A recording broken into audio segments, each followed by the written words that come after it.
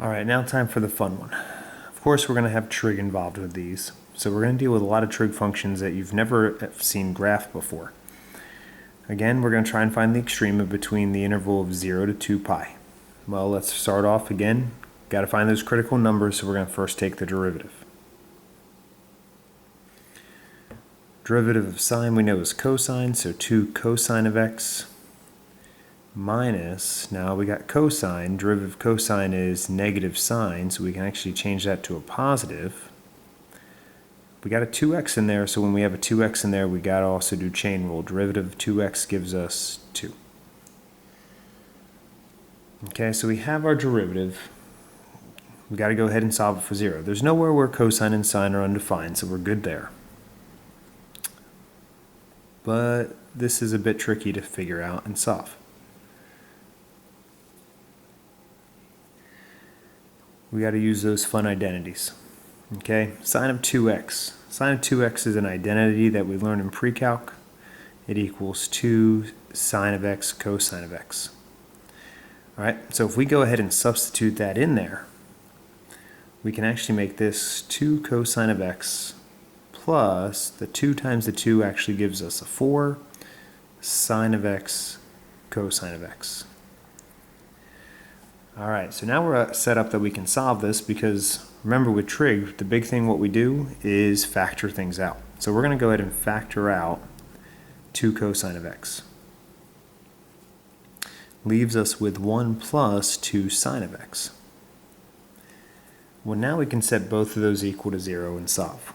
2 cosine of x equals 0 and 1 plus 2 sine of x equals 0. Which this is really just we're looking for where cosine equals 0 between 0 and 2 pi. And here I'll subtract the 1 divided by 2. I'm looking for where sine of x equals negative 1/2. Alright, so we got to remember that unit circle.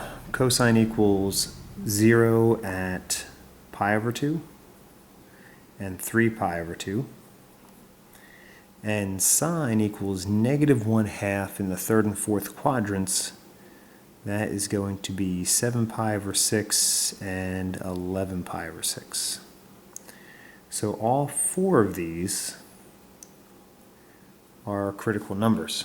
This is what happens with trig. We get a much bigger selection sometimes. So let's make our table here.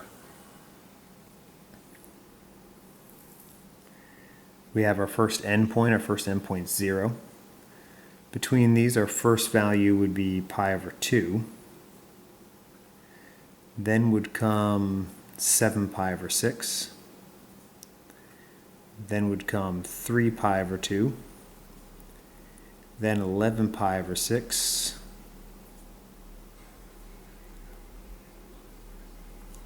And our last would be our endpoint of 2 pi. Well, we got to figure out what these are when we plug them back into the original function. I know that's exactly what all of you want to do right now. So we put 0 in there. Remember our original function is 2 sine of x minus cosine of 2x. Well, we know sine of 0 is 0. We don't have to worry about that. Cosine of 0 is 1, so that's just going to be negative 1. All right, pi over 2. Sine of pi over 2 is 1. Cosine of pi over 2 we know is 0. So that's just going to be, oh, I lied. There's a 2 in there, so you got to be careful. Pi over 2 times 2 is going to give us pi. So cosine of pi is negative 1. Negative 1 is going to give us a plus 1. That gives us 3. So be very careful with those 2's in there.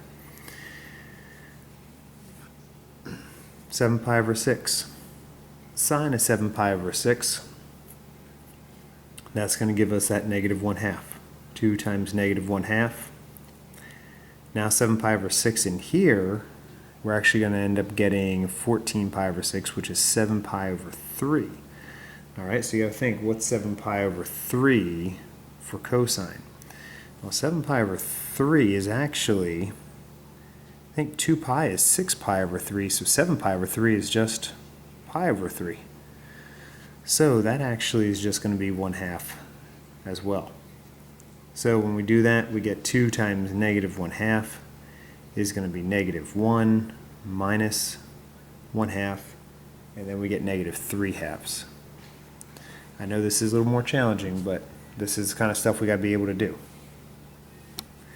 Okay, let's figure out the next one. 3π/2. Sine of 3π/2 is going to be -1, so that's going to be -2. Cosine, this is cosine 3π/2 times 2 gives us 3π. So you got to think again, 3π is going to come all the way back to here. So that's just -1. -1 gives us a +1. So this takes us back to -1. Okay. 11π/6, almost there. 11π/6 we know is that -1/2. 2 times -1/2 for there. 11π/6 is going to give us 11π/3. We got to figure out where that's going to be at. Okay, we know that 6π/3 is 2π. So 11π/3 is actually just shy of 12π/3, which would be 4π. So that's going to be down here, which is going to give us our +1/2 for cosine. So here we're going to get that -1 minus 1/2. This gives us -3/2 again. Hey, it's repeating itself. 2π, we plug 2π in. Should be a nice easy one. Sine of 2π is 0. Got that. Cosine of 4π. Cosine of 4π is just putting us back here. That's going to be -1. Here's -1 again. All right. So what do we got? We got to list our max and mins again.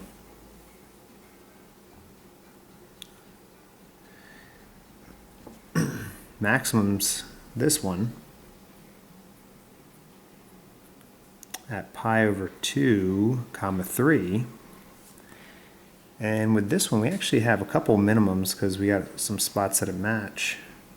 Our minimum is going to be that -3π/2. Well, there's 2 spots that hits. 7π/6, -3/2, and then 11π/6, -3/2. All right, so that's how we find our extrema on a closed interval. Hopefully this helps you guys with your homework. And on Tuesday, we will go over any extra practice problems, any trouble that you had with the homework. But the big thing, remember, you're solving for 0 and the spots where they're undefined. Mainly, the only time you have undefined ones are when you're dealing with things that have fractions. All right, everything else you're mostly going to have to factor. All right, good luck on the homework, guys.